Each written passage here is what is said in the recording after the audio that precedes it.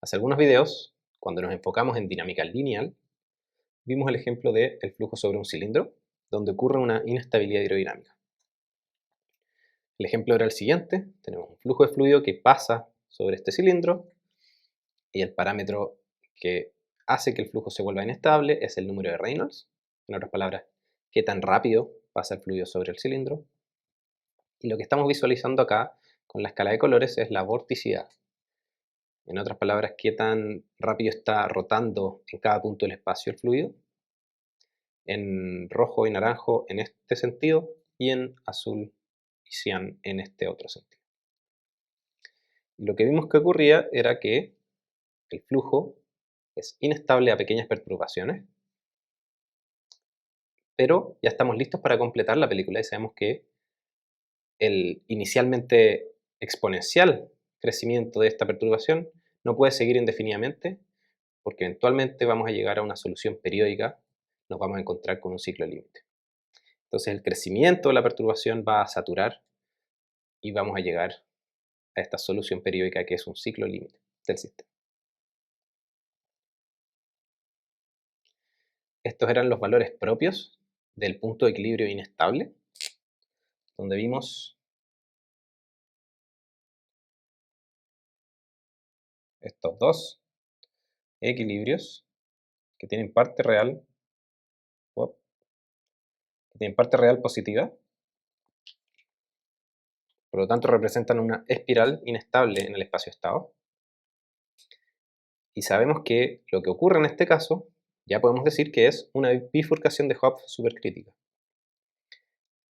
A menor número de Reynolds, estos valores propios tienen parte real negativa, pero eventualmente, al aumentar el número de Reynolds, cruzan el eje imaginario y se vuelven direcciones inestables, dando origen a una espiral inestable que termina en un ciclo límite.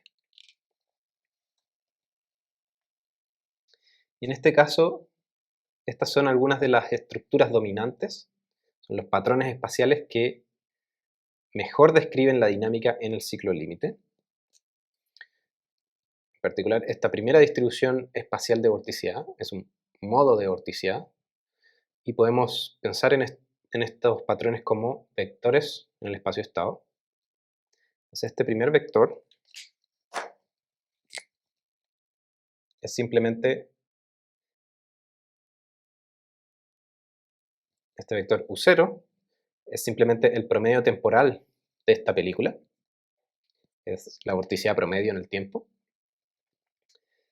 Y estos dos patrones dominantes, que son el mejor par de vectores para describir lo que ocurre en este ciclo límite, son los llamados modos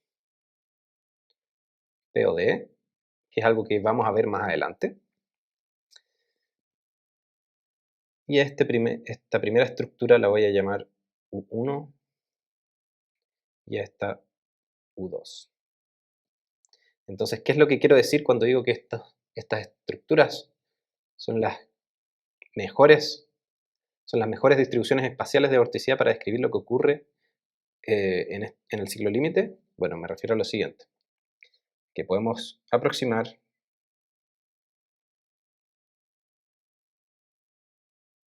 esta película, que es una secuencia de vectores de estado. ¿Ya? Es un vector U que cambia en el tiempo. La podemos aproximar como U0, el promedio, más U1, 0 y 1 son vectores, pero U1 multiplicado por una dependencia temporal, más U2 por una dependencia temporal A2 de T. Entonces estos A sub 1 y A sub 2 de T, lo que me dicen es cuánto de esta foto tengo en esta película, o cuánto de este vector, de esta distribución espacial de vorticidad tengo en el ciclo límite, en cada instante de tiempo. Lo interesante es que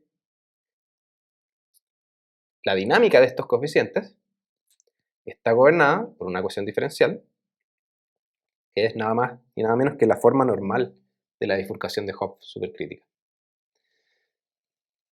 Entonces, si defino una variable de estado para un sistema dinámico de dos variables, donde x es a1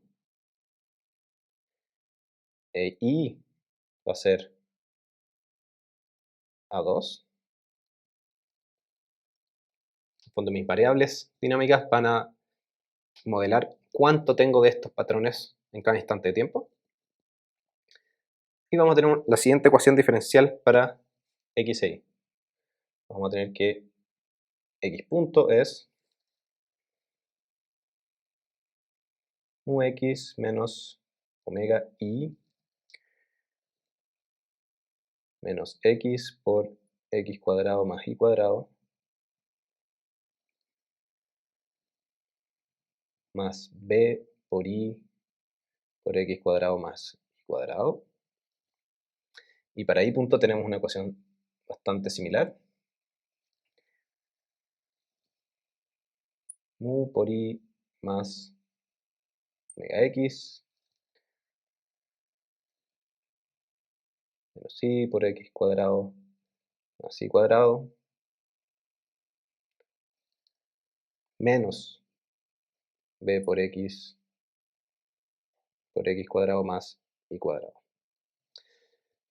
Esta ecuación es simplemente la forma normal de la bifurcación de Hopf que vimos anteriormente, pero escrita en coordenadas cartesianas. La habíamos visto en coordenadas polares, pero ahora está en coordenadas cartesianas. ¿Okay? Y esto se puede escribir de una manera más comprimida, incluso más comprimida que en coordenadas polares, definiendo una variable compleja. Vamos a definir una variable de estado compleja, z, que va a ser, z de t va a ser x de t más y de t. Entonces z es una variable compleja, cuya parte real es x y parte imaginaria es y.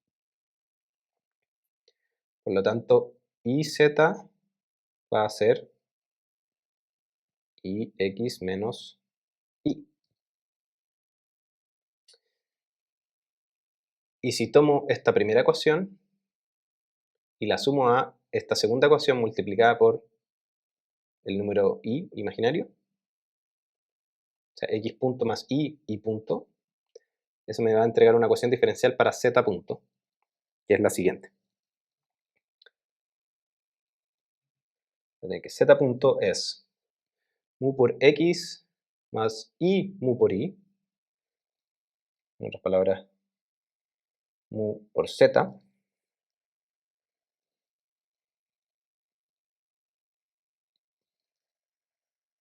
más, usando esta definición de y por z, voy a tener y omega por z,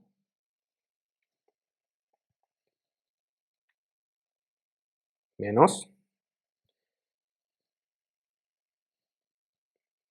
1 más y por b z por módulo de z al cuadrado. El módulo de z al cuadrado es este término x cuadrado más y cuadrado. Y este término lo podemos escribir como mu más y omega por z. Entonces lo que estoy haciendo es escribir esta ecuación diferencial que representa la dinámica de cuánto tenemos de estos patrones dominantes en el ciclo límite, en el flujo sobre un cilindro. Lo estoy escribiendo de una forma más compacta. Y podemos llamar a este coeficiente, este parámetro, lo podemos llamar lambda, que ahora es un parámetro complejo, antes teníamos parámetros reales, pero puedo simplemente decir que mu más y omega es lambda, y acá tengo otro número complejo, que lo puedo llamar L. Entonces puedo escribir todo este sistema de ecuaciones diferenciales, lo puedo escribir como z punto es igual a lambda z menos L por Z módulo de Z al cuadrado.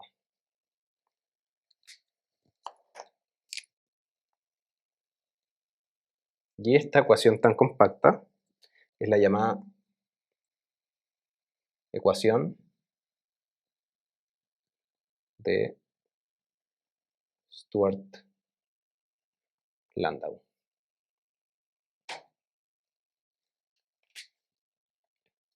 Y es una ecuación universal para describir este comportamiento de bifurcación de Hopf supercrítica en flujos que tienen oscilaciones autosustentadas.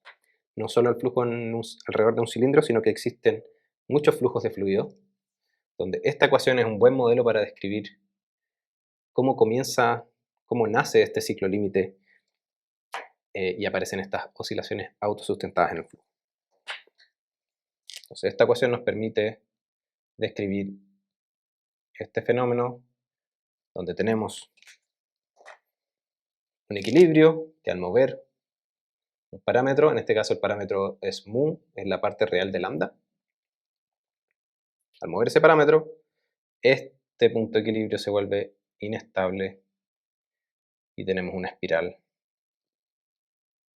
que termina en un ciclo límite.